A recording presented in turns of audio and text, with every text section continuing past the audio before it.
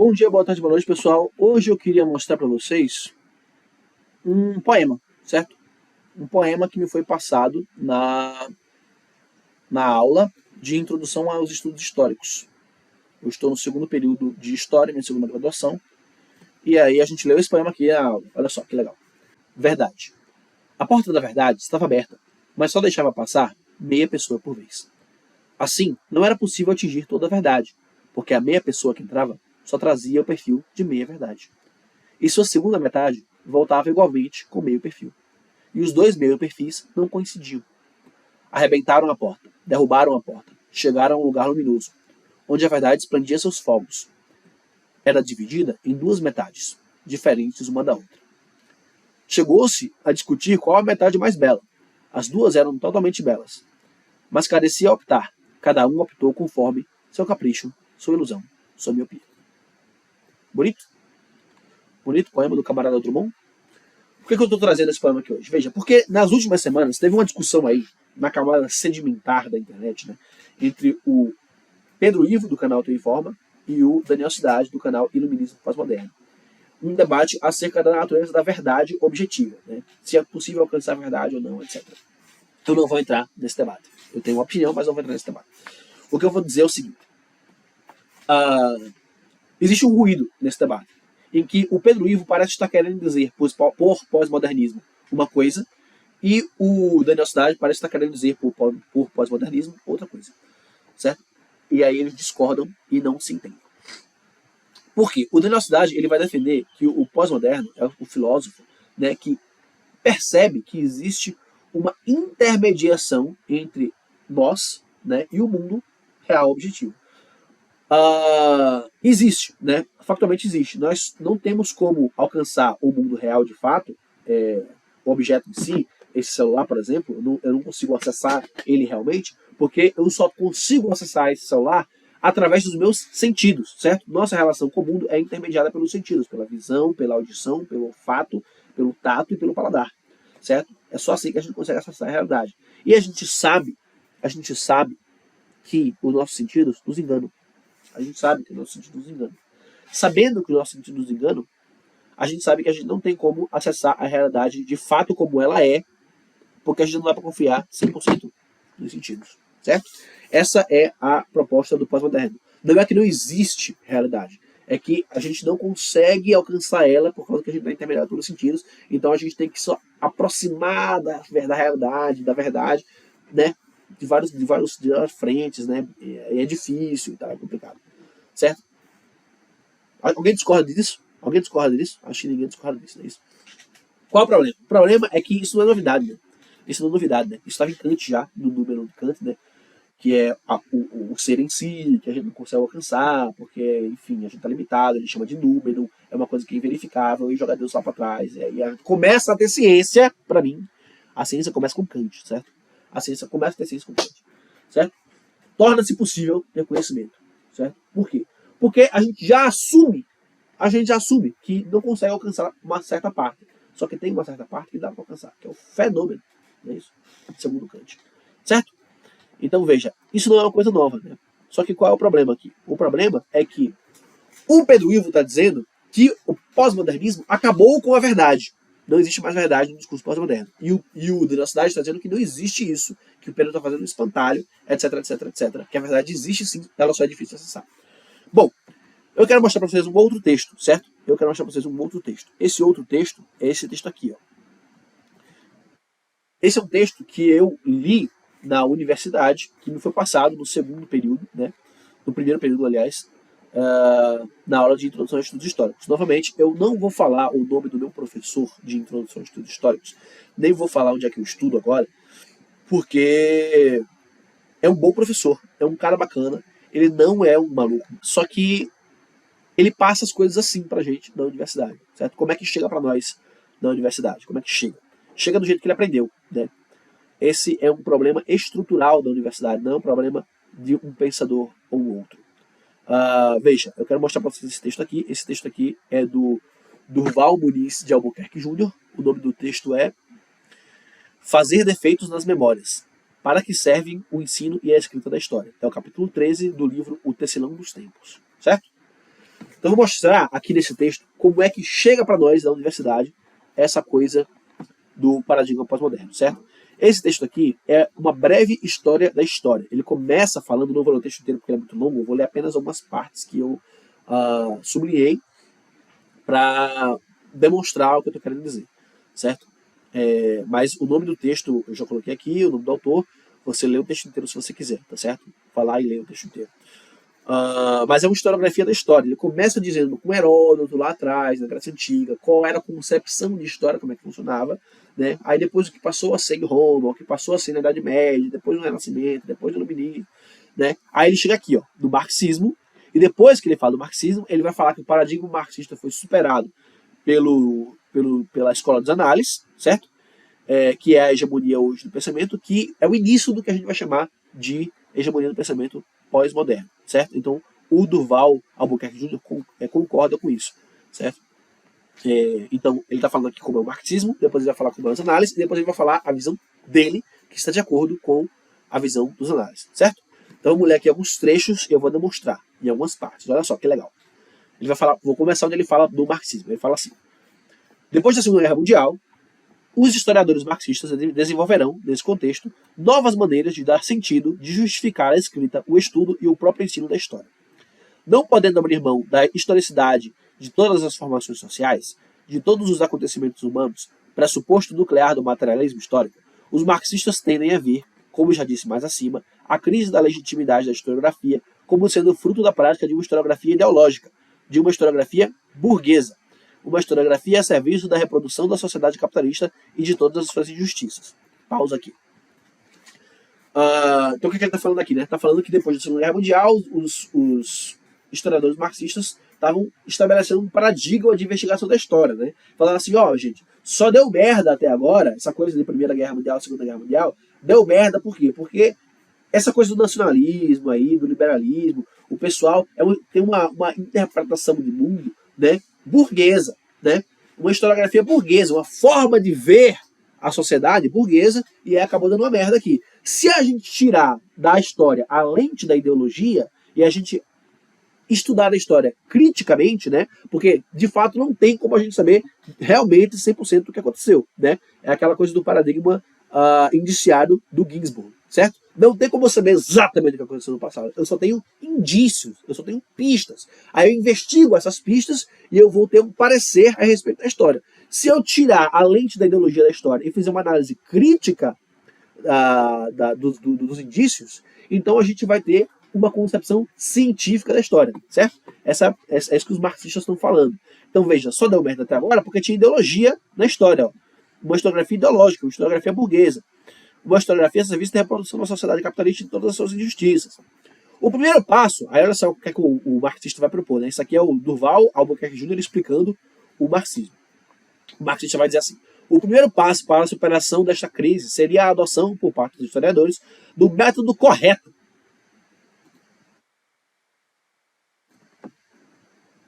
Do método correto, certo? Método correto. Do único método capaz de romper com o positivismo e com a visão ideológica que este representava. O único método científico capaz de desvendar os verdadeiros motores do processo histórico, o modo de produção e as contradições da classe que lhe são inerentes. O método materialista histórico e dialético. O método materialista histórico e dialético. Esse é o método correto, certo? Segundo os marxistas. A aplicação desse método implicava em deslocar a centralidade do político, pelo menos do político entendido como a ação do Estado e de seus agentes, para dar lugar à centralidade das relações econômicas e sociais.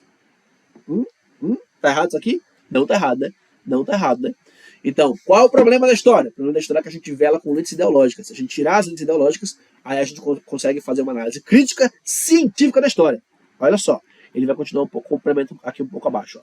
Ele vai falar que os análises tinham, a escola de análise tinha uma visão parecida no início, etc, etc. Aí ele continua aqui, ó. Os historiadores marxistas não recusarão o político, mas, ao contrário, darão legitimidade à prática da história pelo papel político que esta pode desempenhar ao ser estudada corretamente, usando-se o método adequado, ao poder desvendar os mistérios da realidade do presente, poder ajudar a compreender como se deu a formação do contemporâneo, aprendendo o sentido do processo histórico para nele poder se atuar com maior efetividade. Tá errado isso aqui? Não tá errado, né? O que ele está falando aqui, os marxistas? Os marxistas, eles têm um método para estudar história. Um método considerado científico, certo? Considerado por eles científico. Os marxistas percebem que o positivismo lógico ele é insuficiente para analisar a história. Não é que é ruim, não é que não presta, positivismo é merda. Não, positivismo lá em determinados âmbitos, na física, na matemática, na lógica, certo? Na biologia, tá bacana, tá funcionando. Mas para a história não serve. Para a história não serve. Para a história precisa ter um método científico diferente. Aí eles consideram esse método o quê? O materialismo histórico e dialético. O que é o materialismo histórico e dialético? A minha cara deve ter ficado na frente quando eu estava lendo isso aqui, né?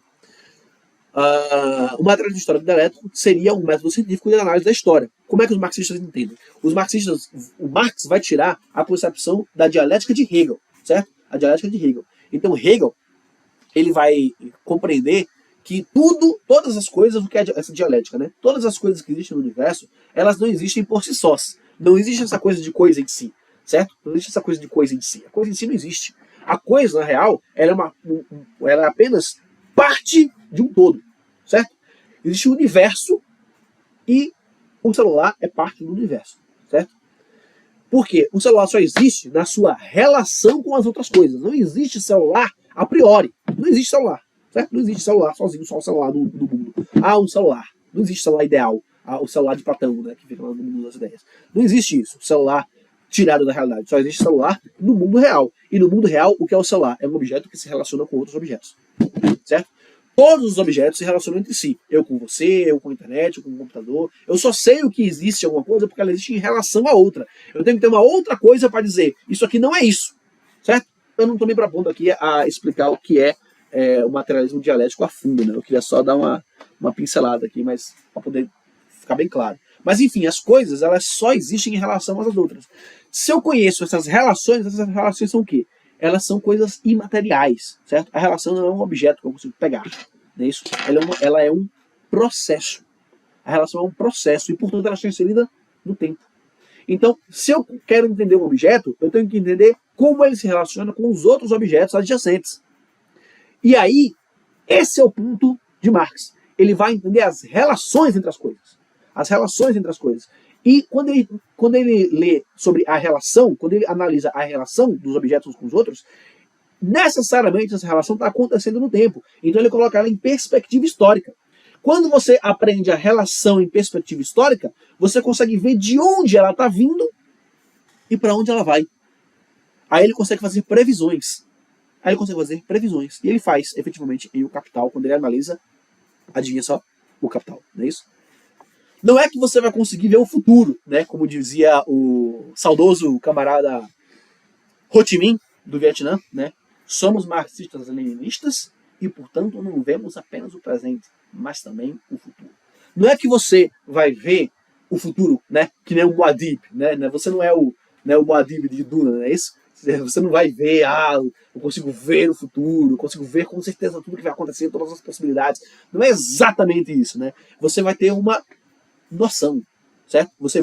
Quando você vê as relações entre as coisas, você consegue entender de fato o que os objetos são. Nas suas relações, as relações estão no tempo, então elas vêm de algum lugar e o movimento é tendencial. Se você consegue ver de onde as coisas vêm, você vê para onde ela está indo. Ela está indo, não é que ela vai chegar lá, mas ela está indo. Só que esse está indo, ele é intermediado por outras relações que estão indo também. E aí elas são caóticas, elas influenciam umas as outras. Então você consegue ver um movimento tendencial e ver aonde isso pode chegar, certo? É tendencial. Então você faz uma previsão. Isso aqui está indo, está acontecendo isso aqui, certo? Aí você faz uma análise de conjuntura, certo?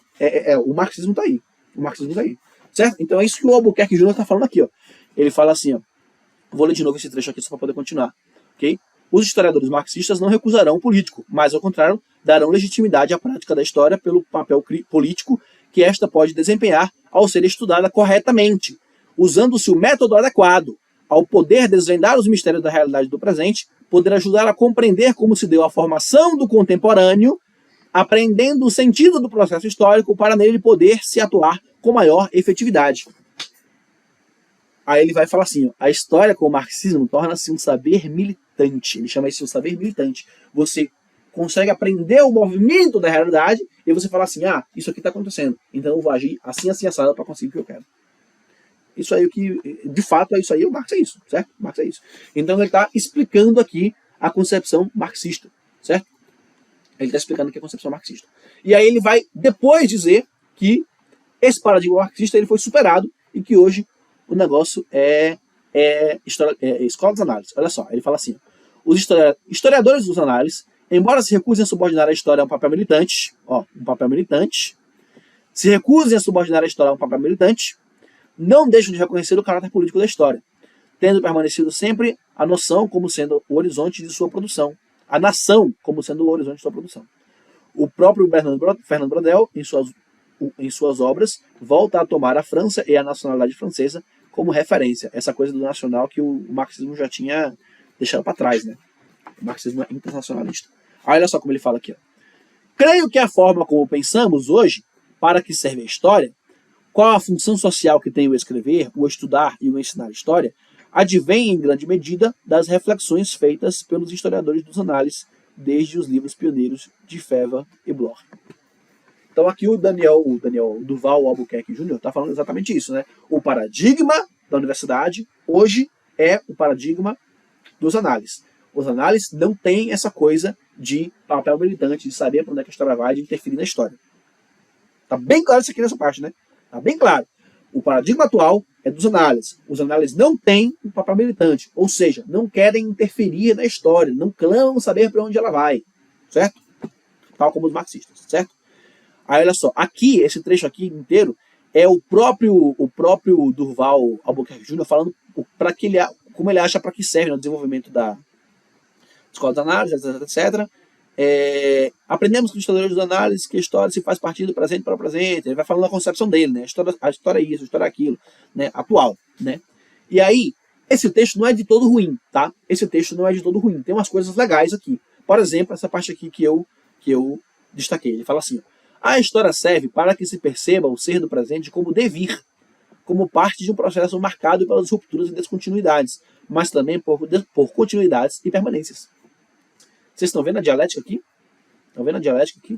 A história serve para que se perceba o ser do presente como devir. O que é devir? Devir é um termo que está muito presente em Engels e em Fanon, por exemplo. Né? O objeto que existe, por exemplo, o celular, ele não é uma coisa em si aqui, eu estou vendo ele aqui, o celular é isso. Não, o celular é um processo, é um devir, é um acontecimento, está acontecendo e vai continuar acontecendo. Isso é tudo. Nós, o copo, né, o óculos, tudo é um devir. Tudo está acontecendo, está em processo. Alguns processos, eles são tem muito poucas mudanças, né, e a gente não percebe eles imediatamente. Mas se eu quebrar o meu celular no meio, eu vou ver que ele deixa de ser um celular e passa a ser o quê? Um celular quebrado. Não é isso? Então é um devir, é um acontecimento. Certo? E nós somos assim. Nós somos resultado de um processo e nós estamos acontecendo e amanhã a gente vai ser diferente. Certo? Isso aqui que ele está falando aqui, isso aqui é Marx. Isso aqui é Marx que ele está falando aqui. Ou seja, ele está supra-assumindo Marx aqui. Ele está pegando aspectos de Marx. Ele já falou. Para mim, a escola de análise é o paradigma contemporâneo. Marx está superado. Só que tem elemento de Marx aqui. Certo? Ele está inconscientemente provando que Marx está certo ao supra-assumir elementos do marxismo para o paradigma atual. Né? Então, a história serve para que se perceba o ser do presente como devir, parte de um processo marcado pelas rupturas e descontinuidades, mas também por continuidades e permanências. Desenvolvimento dialético. Certo? Legal? Legal, né? Se fosse só isso, seria legal. Mas aí ele continua falando o que ele acha da história é isso, história é aquilo, história é isso, história é aquilo, história é isso, história é aquilo. E aí, como eu falei, não é de todo ruim, né? O problema é que ele rejeita a concepção da história enquanto ciência, né? E aí ele vai falar umas coisas meio malucas. Agora, olha só, aqui no final, né? Aqui no final ele vai falar assim. Essa parte que eu queria mostrar para vocês. A história contemporânea já não mais pressupõe a existência de um sentido imanente, de uma teleologia inscrita no próprio processo histórico. Marx também não achava que o mundo tinha uma direção teleológica de, né? Quem tinha isso era Hegel, né? Que vai para a história se desenvolve no sentido da liberdade, da libertação do ser humano, de alcançar a liberdade, né? Então a teleologia, ou seja, o fim está definido, né? Marx não tinha isso, né? Mas ele acreditava que era um desenvolvimento, só não com o final definido. Então O Albuquerque vai falar assim: a história contemporânea já não mais pressupõe a existência de um sentido imanente de uma teleologia inscrita no próprio processo histórico. Sabemos hoje, olha só que legal, vou até mudar aqui, a cor aqui, olha só. Sabemos hoje que a história terá os sentidos que nela colocarmos. Se a vivência, se a experiência da historicidade, da temporalidade, só pode ser individual, os sentidos que atuam na história também partem dos indivíduos, mas tornam-se coletivos, transcendem a esfera da individualidade, ao se encontrarem, se conflitarem, se articularem, se associarem, coexistirem na vida em sociedade. Mas esses sentidos nunca estão dados. Eles são uma construção social sempre. Esses sentidos nunca estão dados. Eles são uma construção social sempre. Porque quando o indivíduo define seus objetivos, define que sentido quer dar para a sua existência e o faz dentro de condições sociais e culturais dadas. Olha só, aqui, isso aqui é Marx, né? Aqui é ele supra-sumindo Marx de novo. Que sentido quer dar à sua existência e o faz dentro de condições sociais e culturais dadas. Isso aqui é Marx, certo? Os homens fazem história, mas não a fazem sob as condições de sua escolha. Não é isso? Tá aqui. Isso aqui é supra-sumindo Marx de novo. Só que antes disso, é que tá o problema, né? Quando ele fala aqui, ó, quando o indivíduo define seus objetivos. O indivíduo define seus objetivos. Quando o indivíduo define seus objetivos, ele coloca na história o sentido que ele quer dela. Sabemos que hoje a história terá os sentidos que nela colocarmos. Sabemos, aqui em cima, sabemos que hoje a história terá os sentidos que nela colocarmos. Então o indivíduo define seus objetivos e coloca esse sentido da história. É assim que chega pra gente na universidade. Se o indivíduo define... Sabe quem é que isso me lembra? Isso me lembra David Hume, certo? David Hume, que ele fala que a razão tem que ser escrava da paixão. Sempre. A razão é escrava da paixão. Então, eu vou usar a razão, vou investigar, vou estudar. Só que eu vou fazer segundo a minha paixão, a minha vontade. A razão é escrava da paixão sempre, certo? Se isso é verdade, se eu coloco na história o sentido que eu quero e eu defino os meus objetivos do jeito que eu quero, então como é que eu posso dizer que o Thiago Braga está mentindo quando ele faz o que faz? Como é que eu posso dizer que o Thiago Braga está mentindo? Como é que eu posso dizer que o Brasil Paralelo está fazendo errado? Se é o método da história, se tem método. O Thiago Braga conhece o método da história. Ele usa o método e produz a mentira dele. E aí? E aí? Certo? Isso vai ficar mais claro mais pra frente. Esqueci que tem mais um trecho. Essa parte aqui é a melhor parte. Essa parte aqui é a melhor parte. Olha só, ele fala: a historiografia contemporânea não tem mais o pejo em admitir que uma das funções da escrita e do ensino da história é nos deleitar, é nos dar prazer, é nos divertir, no duplo sentido da palavra. Né? Ele fala que a história é para divertir a gente. Por que quiser uma história, gente? Gente, história não é ciência, não. Certo? Não é ciência, não. Não tem essa coisa de prever o futuro, não. O marxismo está superado. A história, entre outras coisas, ela é o quê? Ela é legal. Ela é legal. Ela existe para quê? Para nos deleitar e nos dar prazer e nos divertir, no duplo sentido da palavra. Ou seja, mudar a rotina, sair, conseguir ver as coisas de outra forma. Né? Isso é legal fazer história. Olha só. Paul Veyne, um historiador, né, também dos análises, Paul Veyne defende que a prática da escrita e do ensino da história se justifica pelo prazer que esta oferece a quem faz ou a quem lê ou escuta. Eu vou ler de novo isso aqui. Paul Veyne defende que a prática da escrita e do ensino da história se justifica pelo prazer que esta oferece a quem faz ou a quem lê ou escuta. Paul Veyne, por que a gente estuda história, Paul Veyne? Porque é legal. É legal estudar história. A história é legal. Aí olha só esse último trecho aqui. Se não devemos abrir mão do caráter científico da nossa disciplina... professor Albuquerque.